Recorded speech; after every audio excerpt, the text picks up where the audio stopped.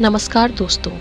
इस पृथ्वी पर अजीबोगरीब जगहें हैं और उन जगहों से जुड़ी कथाएं भी हैं, किस्से हैं तो किंवदंतियां भी हैं।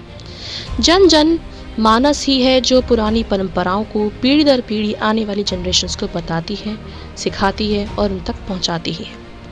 दोस्तों, ऐसे ही कई जगहें हमारे देश भारत में भी हैं, जहाँ का चप्पा चप्पा एक नई कहानी कहता है और इसके पीछे कई लोग धार्मिक तर्क देते हैं तो कई इसे मानने से भी इनकार कर देते हैं। ये वो भूमि है जहाँ पेड़, देवता, दानव, मानव सभी पूजे जाते हैं। जी हाँ दोस्तों, आपने बिल्कुल सही सुना, दानव भी। ऐसी ही एक जगह है हमारे देश में जहाँ के एक हिस्से में एक दानव की पूजा होती है, जहाँ पर उसको पालकी पर बिठाया जाता है और नगर की परिक्रमा भी करवाई जाती है। और तो और सबसे पहले उनकी पालकी आगे आगे चलती है और बाकी की देवी देवताओं की पालकियाँ उनके पीछे पीछे। तो चलिए दोस्तों, जानते हैं इस दानवी के बारे में, जो एक देवी बनकर बैठी हुई है और सदियों से यहाँ पूजती आ रही है। लोगों की कुल देवियाँ भी बनी बैठी है। मगर उससे पहले अगर आप हमारे चैनल पर नए हैं तो सबसे पहले प्लीज़ आप हमारे चैनल को करें सब्सक्राइब, और अगर आपको ये वीडियो पसंद आए तो इसे लाइक और शेयर करना ना भूलें। तो चलिए दोस्तों, आगे बढ़ते हैं। इंसान को अक्सर अतीत में झांकने की आदत होती है।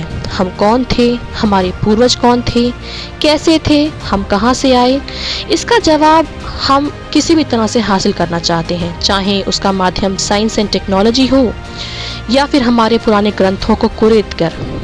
मगर जवाब हमें चाहिए, चाहे हमें किसी कहानियों में ही ढूंढना पड़े, पर हम ढूंढने की कोशिश ज़रूर करते हैं।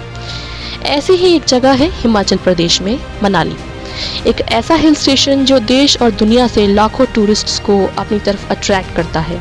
ऐसे में अगर आप हिडिंबा टेम्पल ना जाएं तो आपकी ये ट्रिप अधूरी है। दोस्तों, अब सोचने वाली बात यह है कि हिडिंबा है कि ये क्या वही हिडिंबा है जिसका जिक्र महाभारत में हुआ था? तो जी हाँ, ये वही एक राक्षसी है जो एक राक्षस हिडिंब की बहन थी और इसका नाम हिडिंबा था। अब भला एक राक्षसी देवी कैसे बन गई और क्यों लोग इनकी पूजा करते हैं? क्योंकि ये कोई वैदिक देवी तो है नहीं।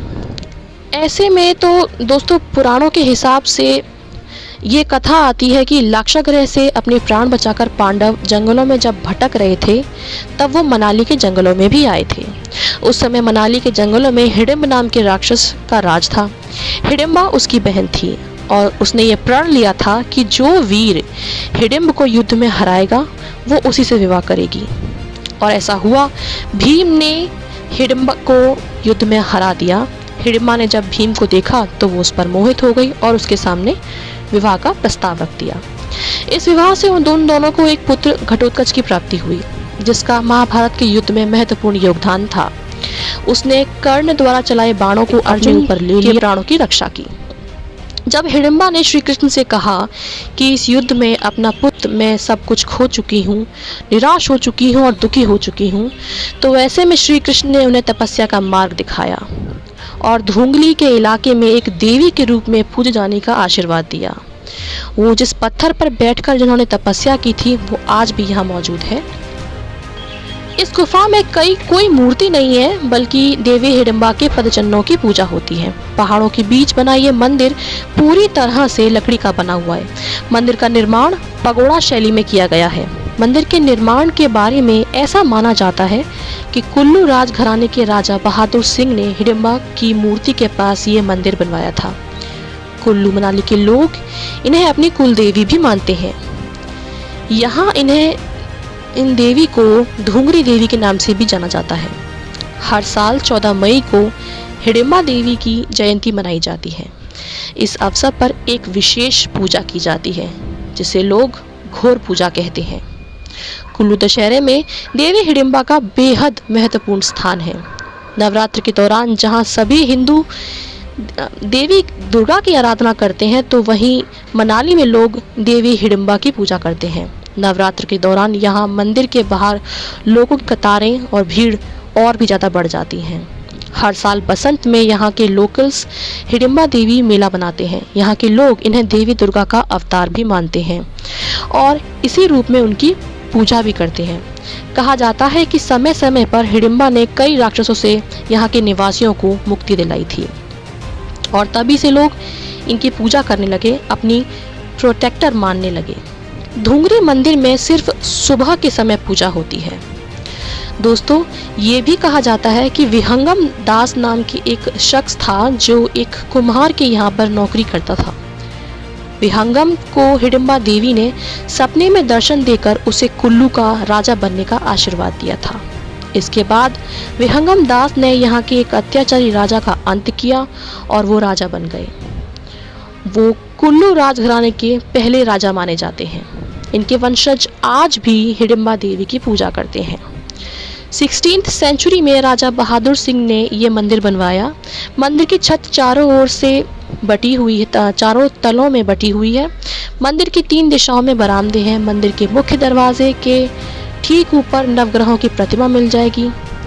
यहाँ पर पहले बलि देने की भी प्रथा थी, मगर कुछ सालों बाद इसे बंद कर दिया गया। इसीलिए उन पशुओं के सिर आपको इस मंदिर में टंगे आज भी दिख जाएंगे। मंदिर से लगभग 20 मीटर की दूरी पर भीम और हिडिंबा के पुत्र घटोत्कच विराजमान है। यहाँ कोई मंदिर नहीं है, देवदार के एक वृक्ष पर ही घटोत्कच का निवास स्थान माना जाता है और यहीं पर उनकी पूजा भी की जाती है। दोस्तों, यहाँ एक और परंपरा है कि जब हिडिंबा देवी को पालकी में बिठाकर उनको सबसे आगे ले जाया जाता है। बाकी की सभी देवी देवताओं की मूर्तियाँ या पालकियाँ उनके पीछे पीछे चलती हैं।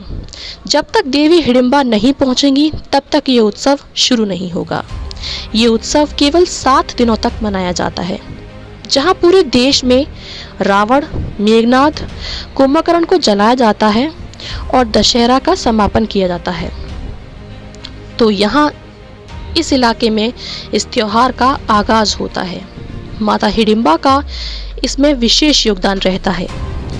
हिडिंबा को राजघराने की दादी भी कहते हैं। कुल्लू दशहरा देवी के आगमन पर ही शुरू होगा। पहले दिन देवी हिडिंबा का रथ कुल्लू के राजमहल में प्रवेश करता है और यहाँ की माता की पूजा के बाद ही श्री रघुनाथ भगवान को लाया जाता है। यहाँ का त्योहार और झांकियाँ देखते ही बनती हैं। दोस्तों, ये इंसान के कर्म ही हैं जो उसे अच्छा या बुरा बनाते हैं, देवता या दानव बनाते हैं। शायद इसीलिए देवी हिडिंबा एक राक्षसी देवी बन गई, लोगों की प्रोटेक्टर बन गई। कुछ लोग तो यहाँ तक कहते हैं कि जब वो यहाँ आते हैं तो यहाँ की हवाओं में, इस जगह में वो कुछ दैवीय होने का आभास करते हैं। साथ ही देवदार के जंगलों में सुकून मिलता है, सो अलग। दोस्तों, इस विषय पर आपका क्या मानना है? नीचे दिए कमेंट सेक्शन में लिखकर हमें ज़रूर बताइएगा। Until the next video, goodbye and take care.